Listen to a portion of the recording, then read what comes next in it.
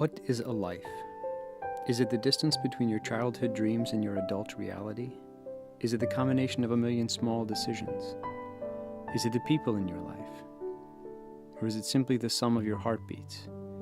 In my 81 years, my heart has beat over 3 billion times. This is a different kind of memorial service. I hope you'll be blessed and inspired by it. It is meant to remember a life, my life. If you're here, it is because your path and mine have crossed at some point, perhaps briefly, perhaps longer. My life cannot be untangled from my family, my friendships, and my work, so that is how I choose to remember it.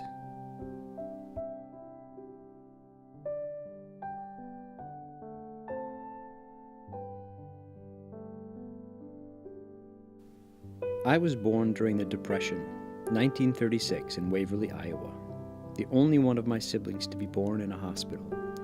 I was the combination of 4 sets of German immigrants. My parents brought me back to the 160-acre farm, cut into east and west halves by a road running through it. Because the house was in the east section, I went to school at the one-room schoolhouse nearby, the only one in my class. I went with my brother Byron. I was the oldest of 6. We did a lot together as kids, worked, played, made mischief. I have a lot of fond memories of that farm. Eventually, I went to Allison High School, where I got decent grades, good enough to get myself accepted to college. My own father went to school through 6th grade. I had expected to serve in the military and end up on the farm, but my asthma prevented me from pursuing either of these careers. My English teacher said I had writing talent and encouraged me to go to college. Northwestern Radio seduced me into coming north to attend Northwestern College, but I discovered its northern neighbor, Bethel College, once I arrived. I was living the Robert Frost poem. 2 roads diverged in St. Paul, and I took the one less traveled by. And that has made all the difference, because at Bethel, I met the Boston bombshell.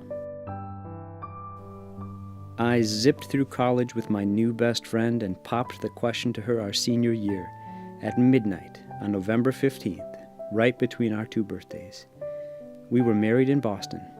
Her parents paid for our honeymoon and handed me $100 in cash. 2 newlyweds who felt like they'd hit the jackpot in life. Who was happier than I that summer? After college, we moved several times, from Bethel to Maynard to Windham. In Windham, we bought an old farmhouse in 1966 and built a new one in 1974 from Pam's Designs. People asked me what we raised for crops on the farm. We had 5 main crops: Jan, Chad, Jill, Dana, and Amy. Each of them has made me proud.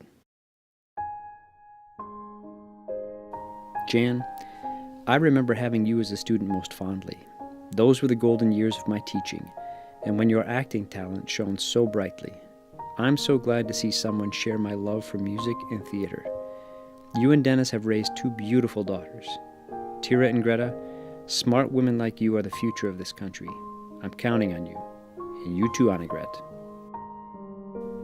Chad, you gave me some of my proudest moments, watching you pitch in high school and then with the twins. Your natural ability has always amazed me. I was even more proud of the way you succeeded in business after your baseball career ended. Don't forget your family loves you.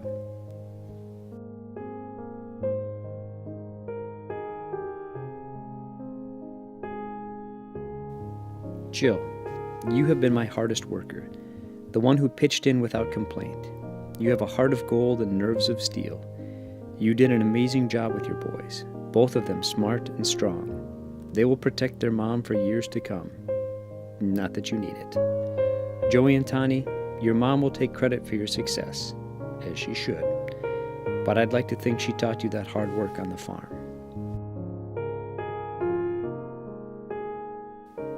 Dana, what can I say? People say you look, and apparently sound, the most like me. I hope you take that as a compliment.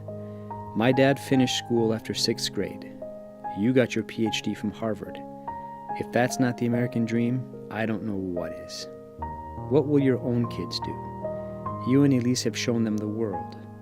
Oscar, Ilsa, Otto, I wish I had seen you more often on the farm. I should be upset with you, but you've excelled at so many things that I can only be proud of you.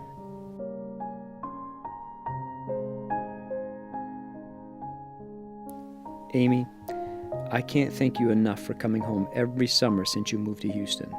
You and Chris have made the biggest effort to keep the farm a part of your family's life.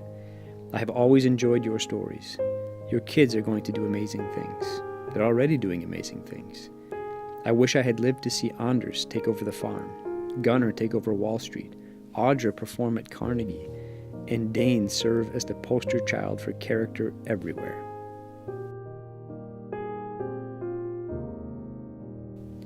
Pam, do you remember when one of the many people who didn't care for me told me I must be married to a saint to have come out with such good kids? He was right. I did marry a saint.